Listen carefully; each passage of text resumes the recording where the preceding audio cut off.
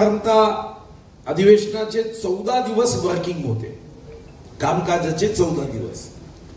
14 दिवसापैकी पहिला दिवस करण्यासाठी 1 दिवस कामकाज आपण सुट्टी करतो, म्हणजे कामकाजाचे तसे. पण या 13 दिवसात चंद्रपूर जिल्हा असेल किंवा 51 विविध विषयावर आपलं मत व्यक्त केलं आणि 51 विषयावर राज्य सरकारचं लक्ष वेधण्याचा प्रयत्न केला.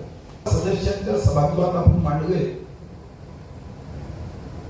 आणि हायएस्ट चर्चा ही अशाशी विधेयक. चंद्रपूर जिल्ह्याची पाणी टंचाई असेल, बंद पडलेले आरो असेल, चंद्रपूर मध्ये मराठी भाषा भवन हे निर्माण करण्यासाठी श्री उदय सामंतजींनी आपल्याला दिलं होणार आहे. आणि दुसरा विषय कधीपर्यंत नाही, साधारणतः कर्जमाफी आता सुरू झाली आहे. 1-2 महिन्यात कर्जमाफी मॅक्झिमम शेतकऱ्यांपर्यंत पोहोचेल. जिथं काही टेक्निकल तांत्रिक अडचणी असेल त्या फक्त थांबेल.